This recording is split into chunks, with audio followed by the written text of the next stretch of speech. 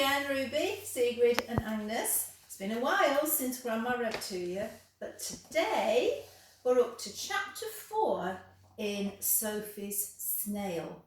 And this chapter is called Dawn. We'll find out who Dawn is in a little while. First of all, here's the picture at the start of the book, in the chapter of the book. And we've got Sophie playing on her own there.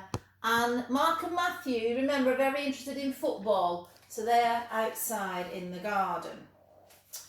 What shall we do this morning, Matthew? Mark said. I know, said Matthew.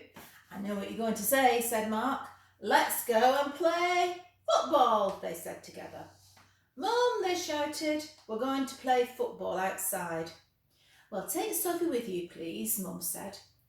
She doesn't much like football. Well, you never asked her. Go and ask her. And ask her now, and then you can find out if she wants to play. But when they found Sophie and asked her, she said she was too busy. So they went outside without her. A little later, Sophie's mother went out into the garden and she found Sophie plodding around, peering into the flower beds as though searching for something. She was carrying a small yellow bucket. There she is, see? Carrying her bucket in the garden. Why didn't you go out with the twins? Her mother said. Too busy, grunted Sophie. She bent down and picked up the end of an old matchstick and put it in her bucket. Oh, you are a good girl, Sophie, said her mother, picking up Daddy's old matchsticks. Every time he smokes his pipe, he uses dozens of matches to keep the wretched thing alight, and then he chucks the old ones that he's used all over the garden.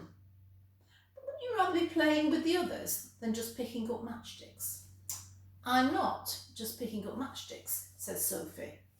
I'm collecting food for all of my animals. Sophie's mother went back to her housework, shaking her head. Oh, she's getting to be a proper loner, she thought. Collecting food for her animals, indeed. Who ever heard of animals eating wood? She lives in a world of her own. It's not good for her.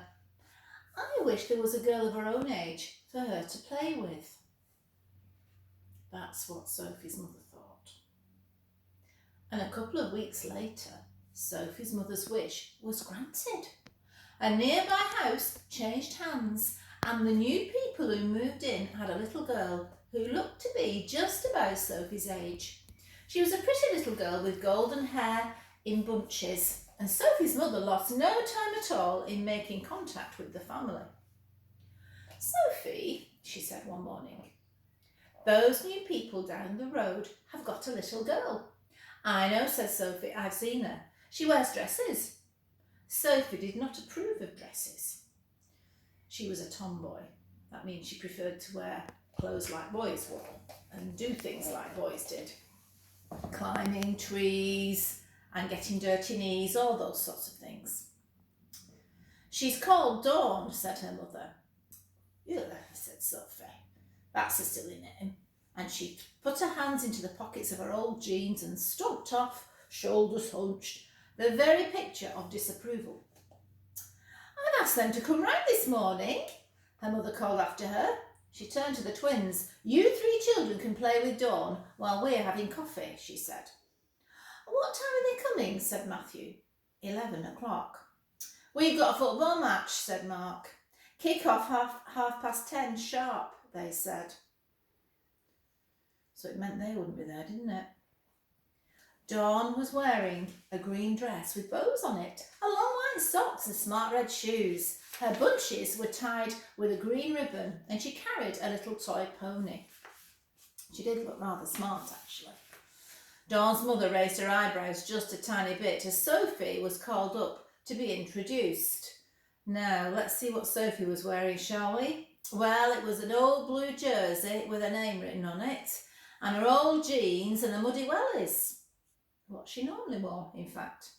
Her dark hair looked as though she had just come through a back hedge backwards, and she carried her yellow bucket.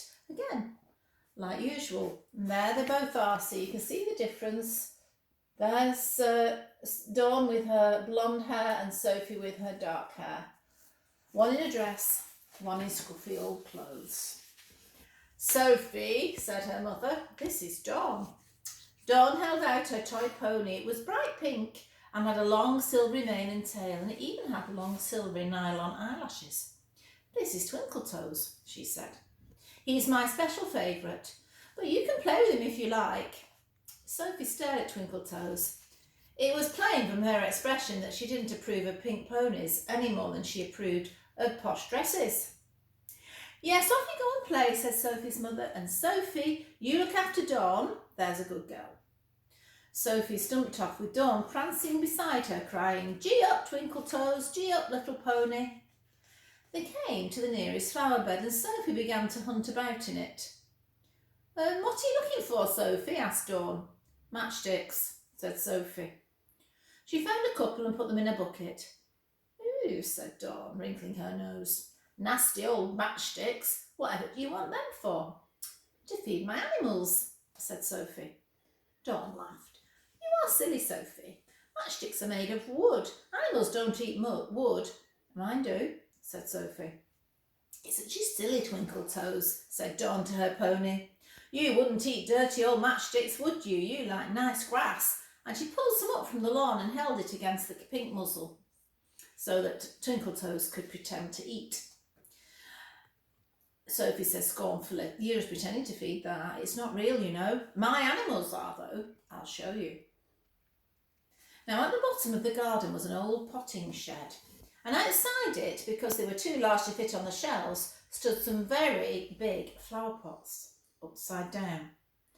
Carefully, Sophie tipped one of the big pots over, and underneath it, on a bed of used matchsticks, was a great army of woodlice. There they are. Can you see them all coming out from underneath the big pot? Good morning, my dear, said Sophie. Here's 2 more nice juicy matchsticks for you. Ew, said Dawn, holding Twinkletoes closer to her. Horrid, dirty, creepy crawlies. At that moment, a large woodlice detached itself from the mass of other woodlice and began to walk towards Dawn's feet. Very deliberately, Dawn placed one of her smart red shoes on it and squashed it flat. Uh-oh. The yells from the bottom of the garden brought both mothers running. A dramatic scene met their eyes. In front of the potting shed, a small, stocky figure with dark hair was jumping solemnly up and down, well as together, on what had once been a bright pink pony with a silvery mane and tail, but was now a dirty, squashed lump. Sophie, cried Sophie's mother. Dawn, darling, cried Dawn's mother. Wah, cried Dawn. Sophie gave one final stamp on the battered body of Twinkletoes and plodded off. It was a bit naughty, wasn't it? Where's Sophie? Asked the twins when they came back from their game of football. She's in her room, said Mother. She's been extremely naughty. What did she do? Oh, never you mind. Where's Sophie? Asked her father when he came back from work. She's in her room. She's been extremely naughty, said Mother again. What did she do? She completely ruined a toy belonging to the child of those new people down the road, jumped on it, squashed it. Why did she do that?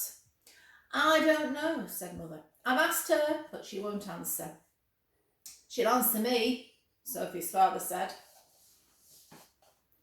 But a few minutes later, he came back. She won't, he said. Even before Dawn's mother had said a frosty goodbye and taken her yelling, crying daughter away, Sophie had gone straight to her room. She judged it better to go to her room than to be sent there. She sat on the side of the bed, thinking sadly of the death of the woodlouse. After a while, the sad thoughts became glad ones. Dawn had paid for that. She would have to pay too out of her farm money. But maybe it was worth it. At bedtime, the twins looked in on Sophie. They sat on the end of her bed, Matthew on one side, Mark on the other. What did you do? They said. I broke Dawn's toy, said Sophie. I jumped on it. Why? Said Mark. She squashed one of my woodlice, said Sophie. Squashed it dead, said Mark. Yes. What a beastly girl, they said. And the toy was a horrible pink pony called Twinkletoes, said Sophie. Well, yuck, they said. You were right to jump on it, said Matthew. You should have jumped on her too, said Mark. Did you tell Mum and Dad what she did, they asked. No, said Sophie. They'd only say, I'm sure she didn't mean to, or it was only a woodlouse after all. A little later, Sophie's mother and father came in. They sat on the end of Sophie's bed, one on each side. You know, Sophie, said her father, you simply can't go round breaking other children's toys. It's naughty. I can, said Sophie. I just have done. Her mother said, you'll have to say you're sorry. I can't, said Sophie, because I'm not. Look, Sophie, they said, we know what Dawn did, the boys told us. Sophie waited. I'm sure she didn't mean to, said her mother. It was only a woodlouse, after all, said her father. Which is exactly what Sophie thought her mother and father would say to her, isn't it? Now, in that chapter, Sophie was very naughty, wasn't she? But in the next chapter, she's a very good girl and helps her daddy out. But we'll have to wait for that till another day. Bye-bye.